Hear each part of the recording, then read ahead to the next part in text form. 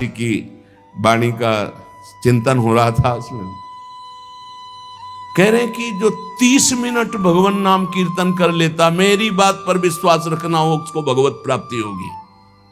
24 घंटे में 30 मिनट नाम कीर्तन कर लेता है और अन्य समय विस्मरण रखता है, तो 30 मिनट का नाम कीर्तन उसे भगवत प्राप्ति करा देगा।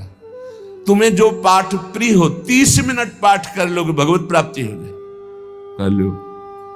और बहुत पहुंचे हुए महापुरुष जिनके चरणों में अपार श्रद्धा है, आप लोग तो रात दिन लगे, आपको भगवत प्राप्ति नहीं होगी। चूक हो जाएगी तो जन अवगुण प्रभु मान न काऊ, दीन बंधुवती मृदुल स्वभाव।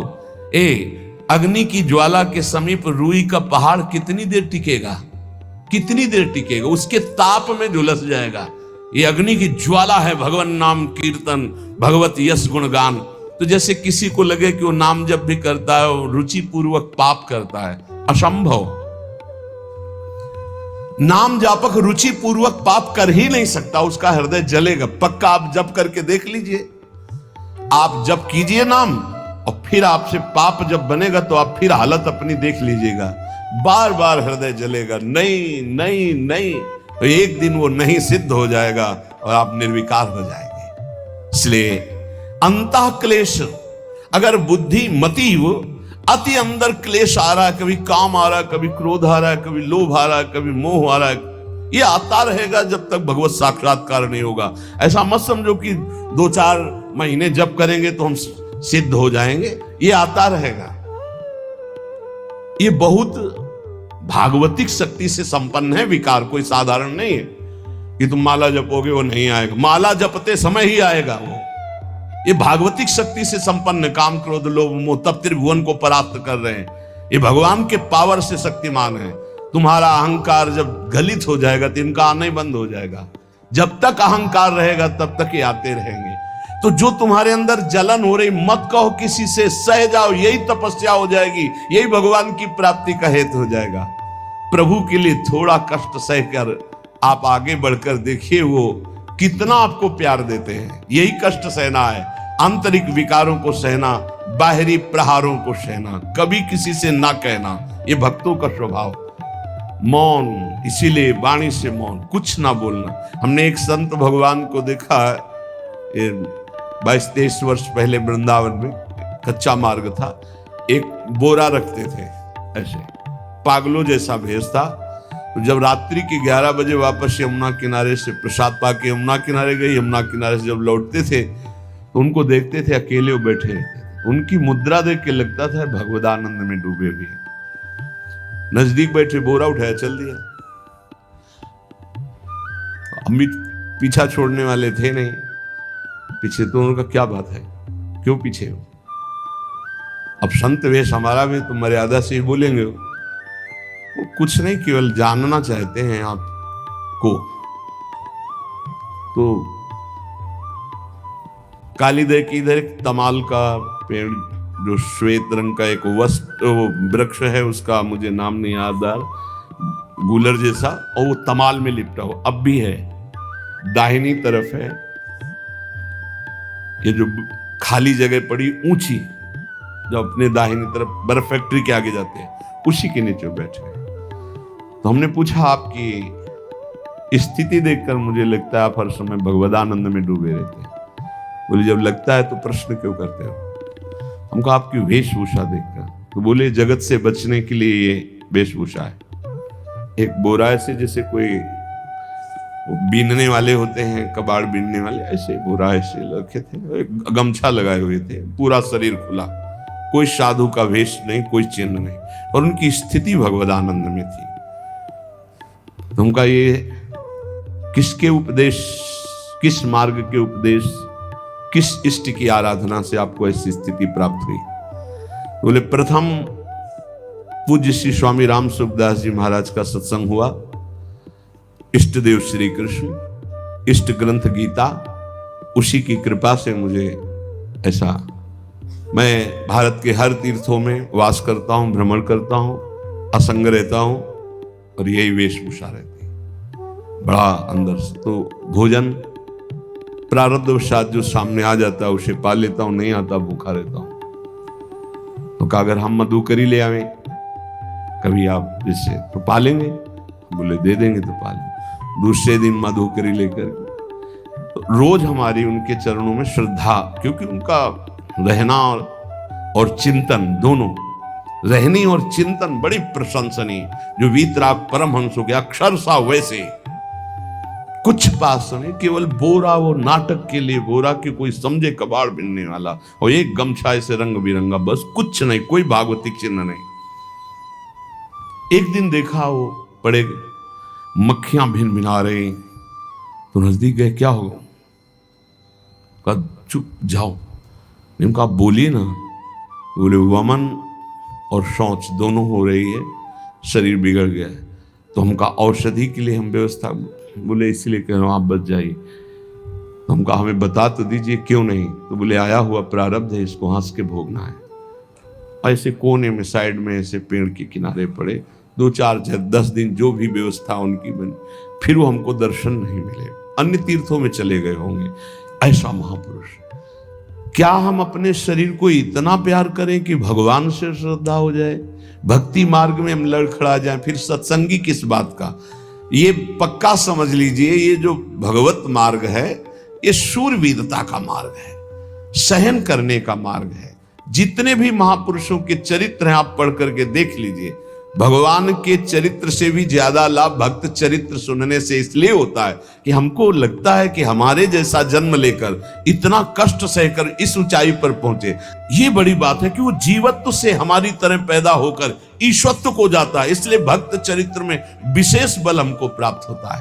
क्या क्या कष्ट सहते, और आप खुद देख लीजिए, आपको जितना कष्ट है उससे बड़ा सुख है कि नहीं, अंदर देख लीजिएगा तो इसी से अनुमान लगा लीजिए, जितना बड़ा कष्ट उससे कई गुना बड़ा सुख भगवान देते हैं, तभी वो उनका यश गाते रहते हैं। ऐसे थोड़ी होता है कि हमारे भगवान का हम भजन करते, हमारे साथ न्याय नहीं हुआ। न्याय तो सही बात नहीं हुआ, नहीं तो तुम्हारी दुर्गति हो जाती है। सही बात में उन्होंने न्याय नहीं किया, पक्षपात किया है तुम्हारा। अगर वो सही न्याय करते तो ईमानदारी से कहते हैं, केवल नरक के कीड़ा ही बनना पड़ता और कुछ नहीं है। खूब देख लो, डबल चेहरा होता है, एक सामने का चेहरा देख रहे हो और एक एकांत का चेहरा होता है, डबल चेहरा होता है। और भगवान डबल रखो चाहे तिबल, सब देखते हैं। सब हम बैठे हुए देख लो ईमानदारी से वृंदावन की भूमि में, एक चेहरा है जय श्री राधे, और एक चेहरा है जो राक्षस है अंदर बैठा। देख लो, अंदर देख लो, बिल्कुल इस समय सीसी कैमरे में हो, अंदर देख लो, एक राक्षस बैठा है, और उस राक्षस ने जो जो करवाया आप लिखो रजिस्टर में, तुम्हें याद है जितना, और इसके बाद आप न्यायाधीश बनो, फिर आपकी क्या दुर्गति होती उसका। इससे ऐसे होता है, हे प्रभु, तभी त्राहिमाम मचता है, तब उनकी कृपा नजर आती है कि बोले भगवान ने न्याय नहीं किया। हम कहते सच्ची बात तुम कह रहे हो प्यारे, न्याय नहीं किया इसीलिए बचे हुए हो। अगर वो न्याय कर देता, पक्षपात न लेता तुम्हारा, तब तुम्हारे होश उड़ते, चाहे जो कोई हो, अपना रजिस्टर जांच के देख लो। इसलिए कहते हैं कि सबकी जीवनी शुक्ल पक्ष की लिखी जाती है, कृष्ण पक्ष की तो केवल उसी की छाती जानती है, दूसरा नहीं। हृदय में जितने विकार, हृदय में जितना अंधकार, हृदय में जितना कूड़ा करकट, वो तो हम जानते हैं कि हमारी स्वामिनी की कृपा ने कितना निर्मल किया है।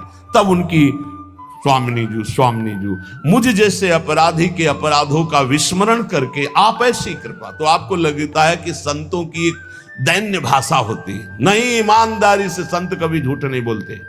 जैसे कह रहे हैं कि मौसम कौन कुटिल खलकामी, तो अंतर ये होता है कि आंख में जैसे थोड़ा पड़े तो बहुत बुरा लगता है, और पीठ में इतना बड़ा तिनका चला जाए तो कुछ समझ में नहीं आता। संतों का हृदय आंख जैसा होता है, थोड़ी सी भी गलती में हाय हाय मच जाता है, धिक्कार है तुम्हारे जीवन को, अपने को तुम क्या समझते हो, क्या है तुम्हारे अंदर विचार।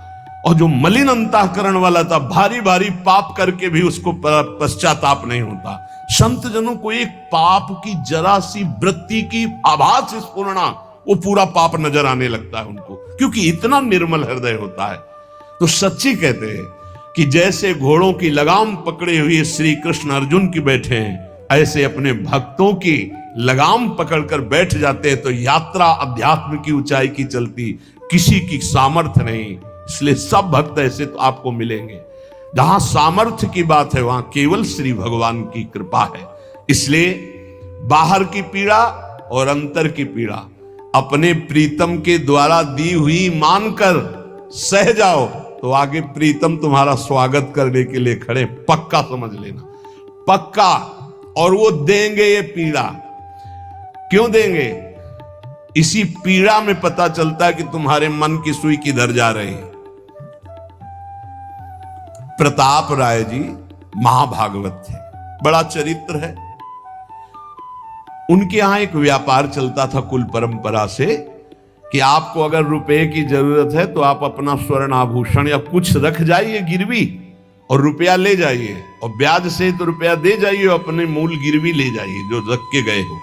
यही उनकी कुल परंपरा से था। तो उसी के आधार पर वो कुल परंपरागत कर्म कर रहे थे, निरंतर नाम जब भगवत आराधन में मगन। अब नाम जब भगवत आराधना और ईमानदारी से कार्य तो बड़ा सब खूब धन संपत्ति, बहुत आनंद और भक्तजनों के खूब भोजन होते, भंडारे होते। तो जो चिढ़ने वाले जलने वाले लोग हैं वो जलते थे कि करता तो ये कुछ है नहीं, खूब जय जय मच रही है चारों तरफ, इसको नष्ट किया जाए। ये किसने बीज बोया? अरे बोले दुष्ट स्वभाव ने। नहीं नहीं नहीं नहीं, भगवान ने। किनको हुस्काया? डंडे को। क्यों? अब झंडा फहराओ मेरे भक्त के यश का। उनके हृदय में जलन हुई। वहां का काजी और मिल गए 3 लोग और उन्होंने कहा कि इसको नष्ट किया जाए। बोले बस आप सहयोग दो, नष्ट तो पक्का। बोले कैसे? बोले प्लान तो सब हमारा बन गया है। अब झोली में कंकड़ भरे और प्रताप राय जी बेटी का ब्याह है, 10,000 मुद्रा चाहिए। बोले गिरवी? बोले है स्वर्ण मुद्राएं। अब वो इतने ईमानदार विश्वास, बोले बॉक्स रखा रहता है उसी में रख दो, दस्तखत करो, 10,000 रुपए लो, ब्याज से दे जाना, अपना ले जाना। थोड़ी देर बाद दूसरा आया ऐसे, फिर तीसरा आया, वो तो उनका व्यापारी था। 5 दिन बाद वापस आया और काम बन गया, ब्याज सहित ये रुपए लो, हमारा आभूषण वापस करो। बोले जहां रख गए थे वैसे उठा लो। बॉक्स से उठाया ऐसे। अरे देखो कितना नाटक करता है, माला जपता है, भगत बनता है, हमारे स्वर्ण आभूषण हटाकर कंकड़ पत्थर भर दिए। अब लोग तो आश्चर्यचकित हो रहे थे कि ये भगत जी तो ऐसे है नहीं। इतने में दूसरा आया, उसने भी वही नाटक शुरू। तीसरा आया, उस अब तो पक्का हो गया कि पाखंड करता है। लोगों की श्रद्धा को कपूर कहा गया है। कपूर ऐसे बाहर रखो ना तो उड़ जाता है ना, ऐसे ही श्रद्धा है। अगर उसको आप मजबूती, विश्वास की मजबूती में नहीं रखोगे तो श्रद्धा उड़ जाएगी। अब तो सब कहने लगे कि प्रताप राय तो बहुत ही पाखंडी निकला। अब हाहाकार मच गया। इसके बाद काजी, वो तो सब मिले हुए थे, काजी ने बादशाह के सामने बात पेश की। काजी के इशारे से बादशाह ने हुक्म दिया इनको बंदी बना लिया जाए, सारी संपत्ति जब्त कर ली जाए। अब राज सैनिक बंदी बना लिए प्रताप राय जी को। सारी संपत्ति जब्त होने लगी तो उन्होंने अपनी पत्नी से इशारे से कहा ठाकुर जी लो और भाग जाओ अपने मायके, ठाकुर जी को बचाओ। ऐसी स्थिति में याद क्या है? ठाकुर जी को बचाओ, उनका भोग राग चलता रहेगा, हम तो जेल में कष्ट भोग लेंगे। ऐसा ही हुआ। वो पीछे की खिड़की से अपने ठाकुर जी को लेके सब तहस नहस हो गया। म्लेच्छ सेना साहब नष्ट भ्रष्ट कर दिया, बंदी बनाया, उनको ले गए, जेल में डाल दिया। कुछ लोगों ने कहा कि महाराज अभी ठाकुर जी अष्ट धातु के हैं, बहुत महंगे हैं, उनकी पत्नी इसीलिए लेके भाग गई है। मायके से पत्नी को भी बंदी बना, ठाकुर जी को भी संपत्ति के रूप में जब्त किया, और जहां संपत्ति थी वहां गोदाम में ठाकुर जी को ऐसे जिससे संपत्ति डाल दी वैसे डाल दी।